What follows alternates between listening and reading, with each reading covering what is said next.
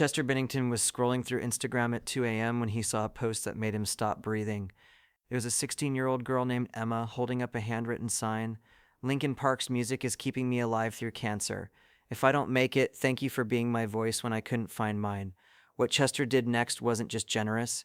It was the beginning of a secret mission that would change an entire family's life forever. But when Chester discovered the real truth behind Emma's story, what he found would test everything he believed about helping others. This is the untold story of Chester Bennington's most secretive act of kindness, a story that remained hidden for 7 years until Emma's mother finally revealed what really happened. A story that shows the man behind the microphone was fighting battles nobody knew about while secretly fighting battles for others too. It started with a hashtag. Linkin Park Saved Me was trending on social media in early 2016, and Chester had been browsing through the post during a sleepless night. Most were the typical fan declarations of love and gratitude, but Emma Rodriguez's post was different. Her profile picture showed a thin girl with no hair, wearing a Linkin Park t-shirt that was clearly too big for her shrinking frame. She was from a small town in New Mexico, and her story was heartbreaking. Emma had been diagnosed with acute lymphoblastic leukemia 6 months earlier. She was in the middle of intensive chemotherapy, and the treatment was brutal. Her family had decent insurance, but the co-pays and experimental treatments were bankrupting them. Her father had taken a second job. Her mother had dropped out of nursing school to care for her full-time. They were drowning financially while fighting for their daughter's life. But what caught Chester's attention wasn't just the medical crisis. It was what Emma wrote about music being her lifeline. She described lying in the hospital bed during chemo, listening to Heavy on repeat, using Chester's lyrics about carrying burdens to get through the physical pain. She wrote about how One More Light had become her anthem, reminding her that her life mattered even when she felt like giving up. Reading Emma's post at 2 a.m. was like getting punched in the chest. Chester would later tell his manager, "Here's this kid fighting for her life and she's using my words to stay strong. Meanwhile, I'm sitting in my mansion feeling sorry for myself because I can't sleep." It put everything in perspective. Chester took a screenshot of Emma's post. Then he did something he'd never done before. He created a fake Instagram account under the name Mike Stevens and started following Emma's journey.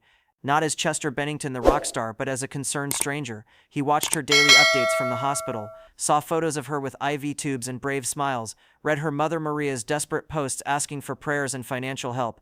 That's when Chester decided to act. But he didn't want publicity. He didn't want recognition. He wanted to help without the circus that comes with celebrity charity. So he called his accountant, David Chen, and asked a simple question: how do I anonymously pay someone's medical bills without them knowing it's from me? David was confused. Chester had donated to charities before, but always through proper channels with tax deductions and public acknowledgement. This was different. This was personal. Chester wanted complete anonymity, David later recalled. He said if this family ever found out the money came from him, he'd consider it a failure. He wanted them to feel like they'd been blessed by a guardian angel, not rescued by a celebrity. The logistics were complicated. Chester couldn't just write a check. Medical billing systems have strict protocols, so David worked with a lawyer to create a shell corporation called Angel Fund Foundation. The foundation would contact hospitals and medical providers directly, paying bills in full without revealing the source of the funds. It took 3 weeks to set up. During that time, Chester continued following Emma's story through his fake account. He watched her post videos from her hospital bed, singing along weekly to Linkin Park songs. He saw her mother's increasing desperation as bills piled up, and insurance disputes dragged on. He witnessed a family being torn apart by medical debt while trying to save their child. On March 15, 2016, Emma's mother Maria received a phone call that changed everything. It was from the financial coordinator at University of New Mexico Hospital. "Mrs. Rodriguez, I'm calling about Emma's account. There seems to have been a mistake in our system. Your balance shows zero." Maria thought there was an error. Emma's treatments had cost over $180,000 so far, and insurance had only covered about 60%. The family owed nearly $75,000. "No mistake, ma'am. An anonymous foundation has paid your entire balance, including all future treatment costs. Everything. The experimental therapy you've been trying to get approved? It's covered. The clinical trial in Houston, transportation and lodging included. Everything." Maria dropped the phone. She thought it was a scam, a cruel joke, but when she called the hospital back and spoke to 3 different departments, the story was the same. Someone had anonymously paid for everything. Chester was in his home studio when David called with the confirmation. "It's done. Every bill paid, every future treatment covered. They have no idea who did it." Chester smiled for the first time in weeks, but then David said something that caught his attention. "There's just one thing." When the hospital called the family, the mother asked if this was related to Emma's social media posts. Apparently she's been sharing their story online hoping for help. The hospital said no, it was just a private foundation. That's when Chester realized he needed to know more about this family's situation. His Instagram stalking had shown him the medical side, but what else was going on? So he did something unprecedented. He asked his security team to conduct a background check on the Rodriguez family. What they found broke his heart all over again. Emma's father, Carlos, hadn't just taken a second job. He'd taken 3 jobs. He was working 16-hour days, 7 days a week, destroying his health to pay medical bills that were now magically gone.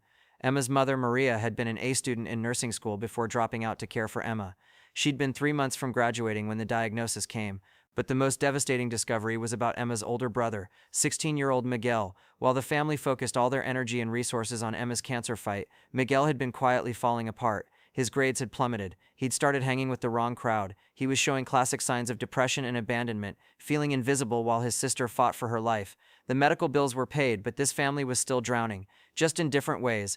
Chester couldn't ignore what he'd learned. The money had solved the immediate crisis, but it hadn't fixed the deeper problems. So he made another call to David. I need you to set up a college fund for Emma and her brother, full rides to any school they want, and I need you to find a way to help the mother finish nursing school. David was starting to understand that this wasn't just charity anymore. This was Chester Bennington adopting an entire family without them knowing it. How much are we talking about, Chester? However much it takes. I don't care about the money. I care about making sure this family can survive what they're going through. Over the next 6 months, mysterious blessings kept appearing in the Rodriguez family's life. Each one was carefully orchestrated by Chester, but appeared to the family as incredible luck or divine intervention. The first miracle came in April. Maria received a phone call from the dean of students at her former nursing school. Mrs. Rodriguez, we've reviewed your academic record and your family situation. We'd like to offer you a full scholarship to complete your degree through our new online program. Additionally, we're providing you with a laptop, internet stipend, and access to our virtual tutoring services. Maria was shocked. She'd never applied for any scholarship, never even contacted the school about returning. How did you find out about my situation? An anonymous donor established a fund specifically for students who had to drop out due to family medical crises. Your name was submitted by someone who believed you deserved a second chance. That someone was Chester, who had researched Maria's academic history and contacted the school through his network. He'd not only paid for her education but convinced the administrators to create an entire program that could help other families in similar situations. 3 weeks later, Carlos received an unexpected call at his first job. It was from the operations manager at Southwest Energy, a renewable energy company expanding into New Mexico. Mr. Rodriguez, your name was given to us as a potential candidate for our new site supervisor position. We understand you have extensive experience in maintenance and logistics, and we're looking for someone with your work ethic and reliability. Carlos was confused. Who gave you my name? I didn't apply for anything with your company. A consulting firm we work with identified you as an ideal candidate. They were quite impressed with your background. The position offers $65,000 a year, full benefits, flexible scheduling to accommodate family needs, and opportunities for advancement. Chester had hired a recruiting firm to discover Carlos and present him to the energy company as a candidate. He'd structured it so Carlos would earn the position based on his own merits while ensuring the opportunity found its way to him. But perhaps the most important intervention was for Miguel. Chester had noticed through his research that Emma's brother was struggling academically and socially. The boy was clearly bright but had been overlooked while the family focused on Emma's cancer battle. Miguel received a letter in May informing him that he'd been selected for the Future Leaders Mentorship Program at the University of New Mexico. The letter explained that a teacher had nominated him based on his resilience and potential during challenging circumstances. The program paired Miguel with Dr. James Martinez, a psychology professor who specialized in helping teenagers from families dealing with medical trauma. What Miguel didn't know was that Dr. Martinez had been personally contacted by Chester's team and asked to work with a young man whose family has been through significant stress. Miguel reminded me of myself at that age, Dr. Martinez later recalled. Invisible, overlooked, carrying burden he shouldn't have had to carry. The anonymous benefactor who connected us understood that sometimes the siblings of sick children need the most help because they're trying to be strong for everyone else. Through the mentorship program, Miguel received academic tutoring, counseling for his depression and anxiety, and guidance on college preparation. More importantly, he found an adult who was interested in his life, his dreams, his struggles. All of these interventions were funded by Chester through various shell organizations and intermediaries, all of it appearing to the family like miraculous coincidences. But Chester was just getting started. He'd learned through his fake Instagram conversations with Emma that she was struggling with more than just cancer recovery. She'd developed severe social anxiety from spending so much time in hospitals. She'd lost most of her friends during treatment and felt disconnected from peers who hadn't faced life-threatening illness. So Chester arranged for Emma to be connected with other young cancer survivors through what appeared to be a random social worker assignment. In reality, he'd funded a program at the hospital specifically designed to help teenage cancer patients build peer support networks. Emma began attending weekly support groups with other survivors. She made friends who understood her experience. She found mentors who had successfully transitioned back to normal life after treatment. Most importantly, she discovered that her story could help others going through what she'd survived. Meeting other survivors changed everything for me, Emma later said. I realized I wasn't broken or weird for struggling after treatment. I learned that recovery isn't just about the cancer going away, it's about rebuilding your identity, your confidence, your place in the world. Chester watched all of this unfold through his fake Instagram account, still messaging Emma as Mike Stevens. Their conversations had evolved from crisis support to life coaching. Chester found himself genuinely caring about this girl's day-to-day challenges, celebrating her small victories, helping her navigate the complex emotions of survival. Mike became like a big brother to me, Emma remembered. He always seemed to know exactly what to say when I was struggling. He understood depression and anxiety in a way that felt personal, like he'd been there himself. Through their conversations, Chester learned that Emma had always wanted to be a social worker, specifically to help families dealing with medical crises. She'd been inspired by the social workers who had helped her family navigate the healthcare system during her treatment. So Chester arranged one more surprise. Through his network, he set up a summer internship program for teenage cancer survivors interested in healthcare careers. Emma was selected as one of the first participants, working directly with families in crisis at the hospital where she'd been treated. That internship changed my life, Emma said. I got to see what it looked like to help families from the other side. I realized that my experience with cancer wasn't just something that happened to me. It was something that qualified me to help others.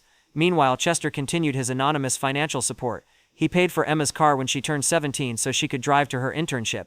He covered Miguel's SAT prep courses and college application fees. He quietly funded Carlos's efforts to start his own small business with the money he'd saved since his debt was forgiven.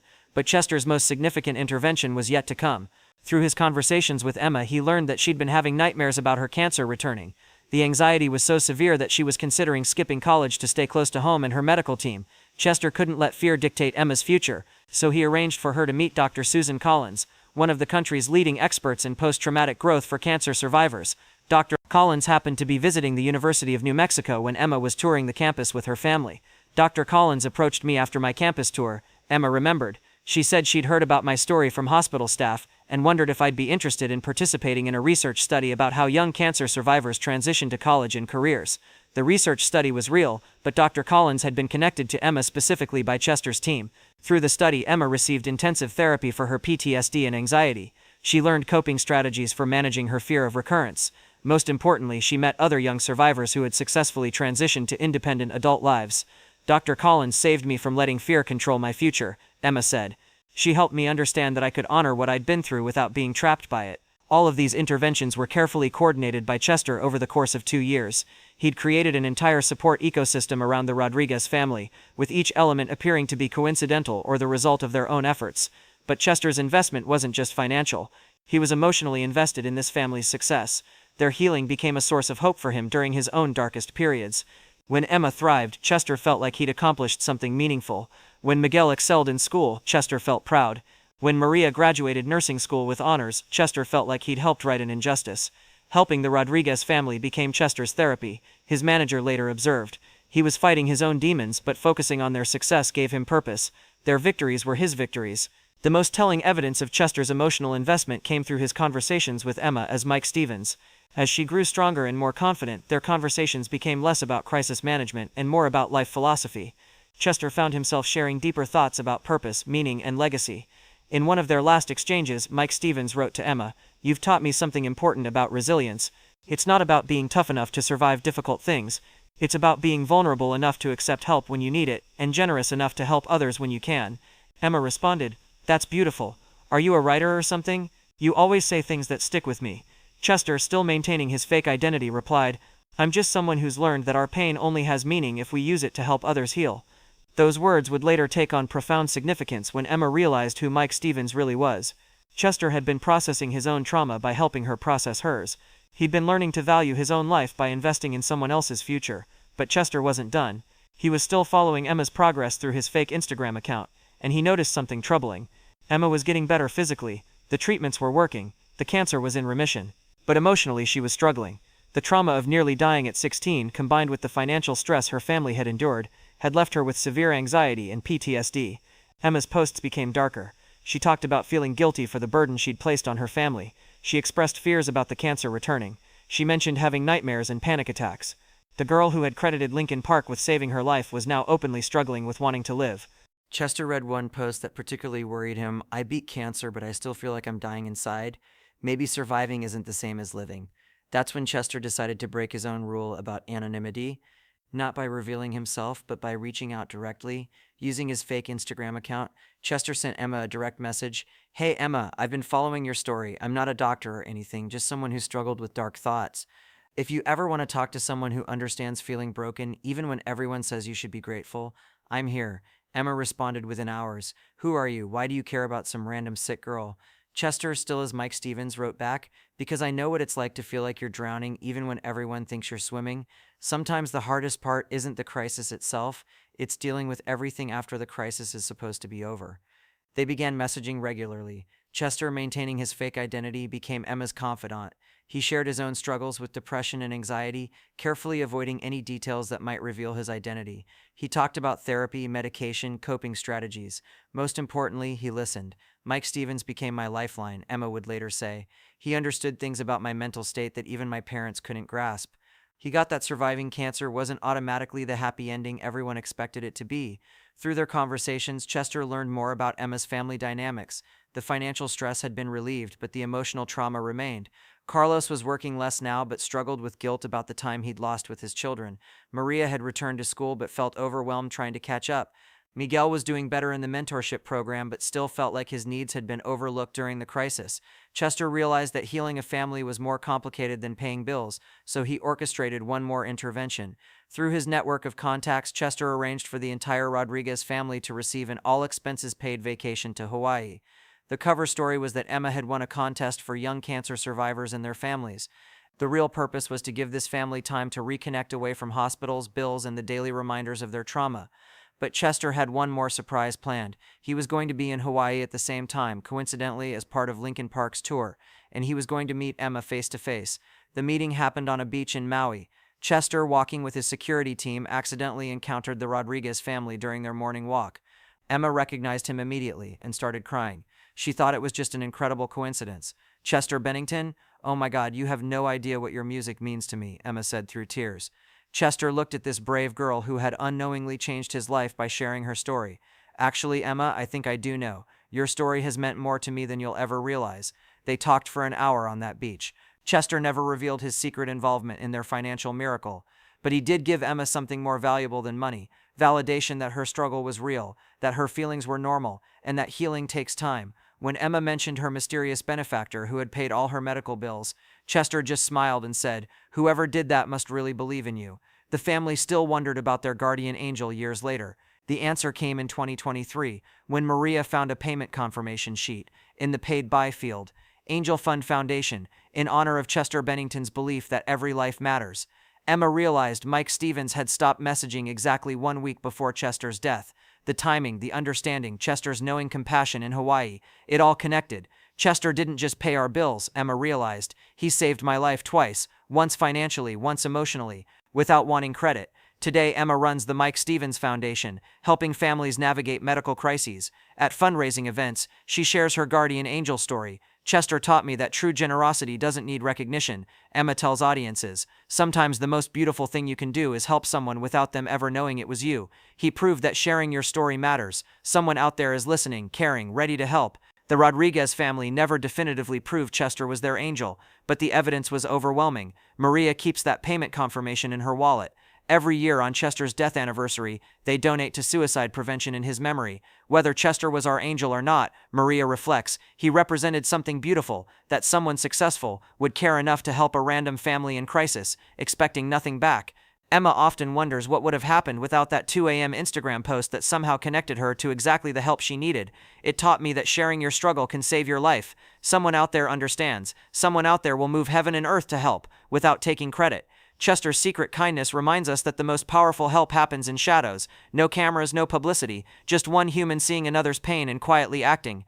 That's Chester's real legacy, not just music that helped millions cope, but quiet kindness that literally saved lives while he battled his own demons privately.